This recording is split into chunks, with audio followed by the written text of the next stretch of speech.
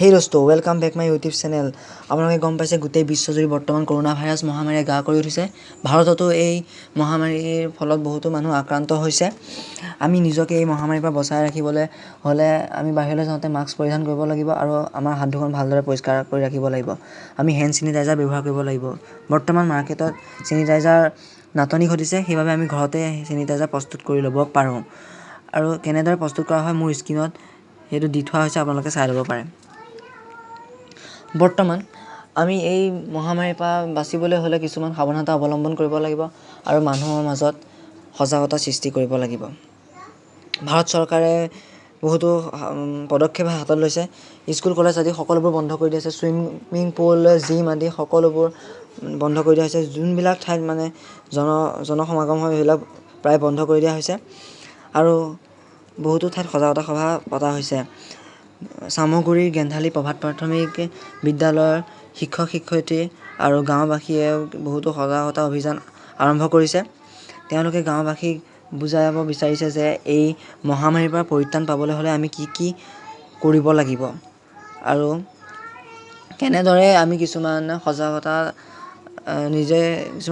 ৰাখিব লাগিব সেয়া গাঁওবাসীক বুজাই দিছে।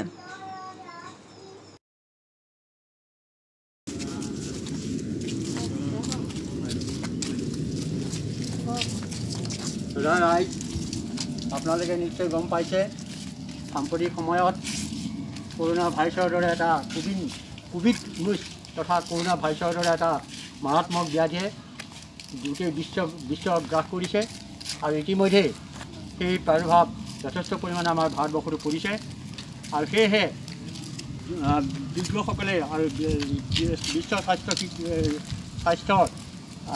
চিকিৎসকসকলে সতৰ্কবাণী আমালৈ পঠাইছে।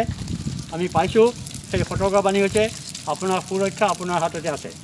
অৰ্থাৎ আমি সদায় চাফ চিকুণতে থাকিব লাগিব আৰু প্ৰত্যেক ক্ষেত্ৰতে আমি চাবোনেৰে বা চেনিটাইজাৰেদি হাত ধুব লাগিব আৰু লগতে সকলো সময়তে আমি মাস্ক ব্যৱহাৰ কৰিব লাগিব, কিয়নো এই ভাইৰাছটো আমাৰ চকু কাণ আৰু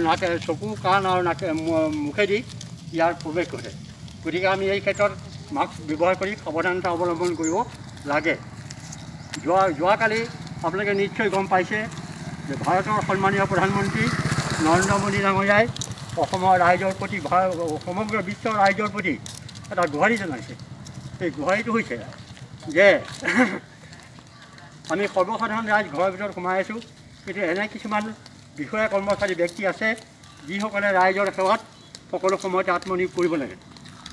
সেই জৰুৰীকালীন সেৱাত যিসকলে আত্মনিয়োগ কৰিছে তেখেতসকলক অনুপ্ৰেৰণা যোগাবৰ কাৰণে আমি ইতিমধ্যে প্ৰধানমন্ত্ৰী ডাঙৰীয়াই অহা দেওবাৰে 22 মাৰ্চত জনতা সান্ধ্য আইন প্ৰৱৰ্তন কৰিছে আৰু তাৰ প্ৰতি সমৰ্থন জনাই আমাৰ ৰাইজে তেখেতৰ ভাষ্যমতে সন্ধ্যা 5 বজাত 5 মিনিটৰ কাৰণে আমি নিজৰ ঘৰত পদূলিত দুৱাৰমুখত থিয় হৈ বা খিৰিকীৰ কাষত থিয় হৈ হাত তালি দিব লাগিব, হাত চাপৰি বজাব লাগিব। ইয়াৰ উদ্দেশ্য হৈছে তেওঁলোকৰ কৰ্মত অনুপ্ৰেৰণা যোগাব লাগিব। অহা 22 মাৰ্চ দেওবাৰে সন্ধ্যা 5 বজাত 5 মিনিটৰ কাৰণে এই কৰ্মটো কৰিব লাগিব। আৰু জনতা সান্ধ্য আইন প্ৰৱৰ্তন কৰিছে অহা 22 মাৰ্চত পুৱা 7 বজাৰ পৰা ৰাতি 9 বজা পৰ্যন্ত।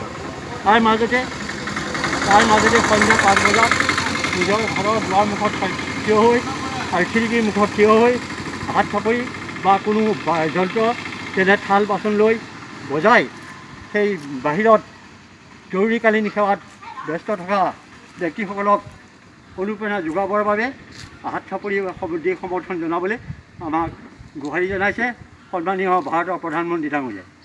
গতিকে আমাৰ সুৰক্ষা আমাৰ নিজৰ হাততে আছে।